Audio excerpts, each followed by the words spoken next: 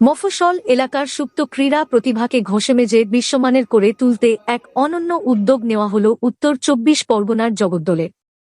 বুধবার জগদ্দল বিধানসভা কেন্দ্রের রাজেন্দ্রপুরে প্রদীপ প্রজ্বলনের মাধ্যমে আনুষ্ঠানিকভাবে পথ চলা শুরু করল জিজি টেবিল টেনিস একাডেমির প্রথম শাখা। এদিনের এই উদ্বোধনী অনুষ্ঠানটি যেন এক নক্ষত্র সমাবেশে পরিণত হয়েছিল। উপস্থিত ছিলেন অর্জুন পুরস্কারের জন্য বিবেচ্য প্রার্থী তথা অলিম্পিয়ান সুতীর্থা মুখার্জি।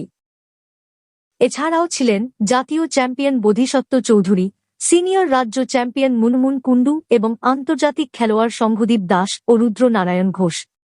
বিশেষ অতিথি হিসেবে উপস্থিত ছিলেন অর্জুন পুরস্কার জয়ী ঐহিকা মুখার্জির গর্বিত পিতা ও মাতাও। প্রশাসনিক স্তরে উপস্থিত থেকে এই উদ্যোগকে সাধুবাদ জানান মামুদপুর গ্রাম পঞ্চায়েতের প্রধান প্রিয়াঙ্কা মালাকার এবং সদস্য সমীর মণ্ডল। সমগ্র অনুষ্ঠানটি সুচারুভাবে সঞ্চালনা করেন বিশিষ্ট table tennis coach Swapan Basu. মূলত মফস্বল এলাকার ছোট ছোট ছেলেমেয়েদের মধ্যে টেবিল টেনিস খেলাকে জনপ্রিয় করতে এবং তাদের সঠিক প্রশিক্ষণ দিতেই এই একাডেমির পথ চলা শুরু। আধুনিক পরিকাঠামোয় কিভাবে এখানে প্রশিক্ষণ দেওয়া হবে তাই নিয়ে খুদে খেলোয়াড় ও অভিভাবকদের মধ্যে যথেষ্ট উৎসাহ লক্ষ্য করা গেছে। এই প্রশিক্ষণ শিবির নিয়ে ভবিষ্যৎ পরিকল্পনা কি? সংবাদ মাধ্যমের মুখোমুখি হয়ে ঠিক কি জানালেন একাডেমির কোচ স্বপন বসু, আসুন শুনে নিই তাঁর কথা।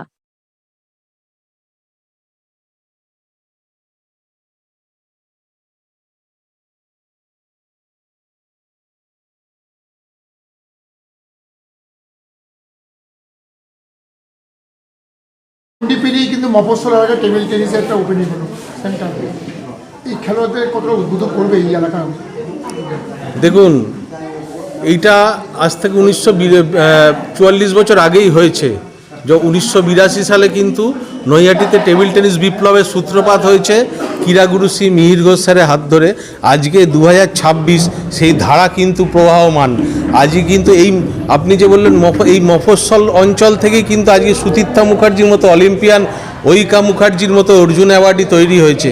তো সেই ধারা, সেই সোনালী ঐতিহ্য, তারই একটি প্রতীকের সূচনা আজকে এখানে, যে আগামী দিনে আমাদের গর্বিত হওয়ার মতো যারা আরও খেলোয়াড় এই জিজি একাডেমিতে তৈরি হয় এবং যার প্রশিক্ষক শ্রী উত্তম ভাদুরী, যার উদ্যম, যার পরিশ্রম কিন্তু এই একাডেমির মূলধন। হ্যাঁ, তো আমাদের পক্ষ থেকে অবশ্যই সম্পূর্ণ সহযোগিতা, সম্পূর্ণ শুভকামনা, শুভেচ্ছা উত্তমের সাথে থাকবে এবং আমাদের অভিজ্ঞতা দিয়ে যতটুকু সম্ভব, আরেকজন একাডেমিক কোচ অরুণ, যতটুকু সম্ভব ততটুকু কিন্তু আমাদের অভিজ্ঞতা দিয়ে আমরা ভাগ করে নিয়ে আমরা চেষ্টা করব। কারণ আমাদের জীবনে কিন্তু কেন্দ্র টেবিল টেনিস, সুতরাং টেবিল টেনিসের জন্যে যতদূর যাওয়া হয় আমরা যেতে রাজি। আমি এইটুকু বলতে পারি, কারণ আজকের দিনে জীবনে টেবিল টেনিস আছে বলেই কিন্তু আজকের দিনে আমি মাইকে কথা বলছি আপনার সাথে। সঞ্চালক হিসেবে বারে কিন্তু একটা আক্ষেপের সুর উঠে আসলো, নর্থ বেঙ্গলের কথা বললেন, বারে কিন্তু কথাটা বললেন না। নর্থ বেঙ্গলের কথাটা আমাদের জেলা সংস্থার কোষাধ্যক্ষ অভিষেক বলেছে, ঋষিকেশ বলেছে সাম্প্রতিককালে একটি রাজ্য চ্যাম্পিয়নশিপে একটি ঘটনার পরিপ্রেক্ষিতে। কিন্তু আমি এটা বলবো যে দেখুন, যে কোনো বড় কর্মযজ্ঞে না কিছু ঘটনা ঘটে, ঘটনাহীন কর্মযজ্ঞ হয় না।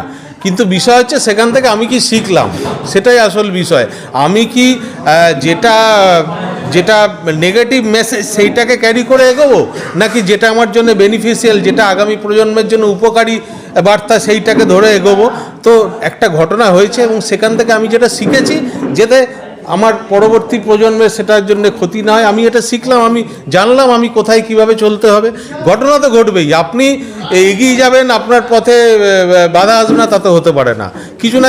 এবং সেটা যে সবাই ইচ্ছাকৃত করছে না, অনেক অনিচ্ছাকৃত ঘটনাও ঘটে, যেটার জন্য কিন্তু ব্যক্তিরা এটা হয়, এটা পরিস্থিতিতে বড় কর্মযজ্ঞের কিছু বিচ্যুতি ত্রুটি থাকে, কিন্তু সেগুলো সবই দিনের শেষে কিন্তু একটাই বস্তু রয়েছে সবার হৃদয়ে, তার নাম টেবিল টেনিস। সুতরাং এমন কিছু করবো না, এটা সবার মাথায় রাখতে হবে, খেলোয়াড় হোক, অভিভাবক হোক, প্রশিক্ষক হোক, কর্মকর্তা হোক, যে এমন কিছু করবো না যার জন্য টেবিল টেনিসের গরিমা কিন্তু ঘাটতি হয়। টেবিল টেনিসের গরিমা, টেবিল টেনিসের সুনাম, টেবিল টেনিসের কি বলবো শ্রী কিন্তু ক্ষুণ্ণ হয়, এমন কিছু করব না।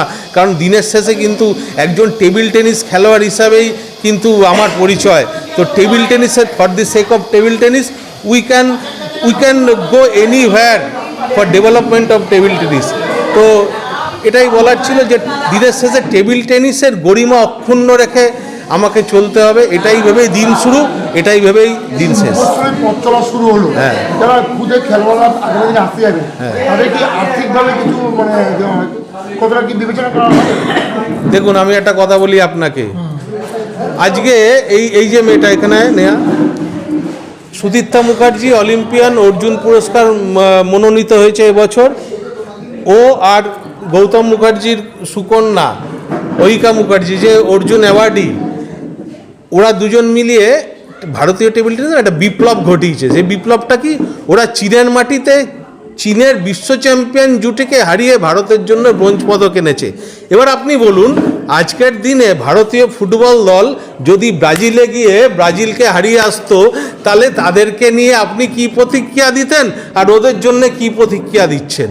তো এটাতে বোঝা যাচ্ছে যে টেবিল টেনিস খেলাটা কতটা মানে বাধা অতিক্রম করে এগোতে হয়, তাও আবার মফস্বলে। তো টাকা পয়সার সমস্যা তো থাকবেই। এখানে না কোচেদের নিজেদের পকেট থেকে পয়সা খরচা করে টেবিল টেনিস করতে হয়। এখানে মিহির ঘোষের জীবনের কোনো সঞ্চয় হয়নি, তার কারণ তিনি তার চাকরি জীবনের পুরো টাকাটাই টেবিল টেনিসকে উৎসর্গ করেছেন। এখানে টেবিল টেনিস কোচিং করে কেউ ধনী হয় না, কারণ খেলোয়াড়দের পিছনেই খরচা করতে হয়। কিন্তু এটা বদলানো উচিত। কেন এই মেয়েটা, এনার মেয়ে কেন আজকে সেই রেকগনাইজেশন, সেই অ্যাওয়ার্ড পাবে না যেটা ওরা বিপ্লব ঘটিয়েছে, যেটা অন্য কোনো খেলার ক্ষেত্রে আইপিএলে একটা 50 করলে আপনি কালকে পেপারে ছবি উঠে যাচ্ছে, অথচ যারা বিশ্ব চ্যাম্পিয়নদের হারাচ্ছে তাদের আমরা সেইভাবে পাচ্ছি। তো আপনাকে ফারাকটা বুঝতে হবে। এটা মিডিয়ার দায়িত্ব যে এনাদের তুলে ধরুন, এই কোচেদের, এই খেলোয়াড়দের পরিশ্রমকে তুলে ধরুন, মানুষ জানুক যে তাদের ঘরের পাশে এরকম রত্ন থাকে। আমার নাম স্বপন বসু, আমি টেবিল টেনিস কোচ, আমার কোচ শ্রী ক্রীড়াগুরু মিহির ঘোষ।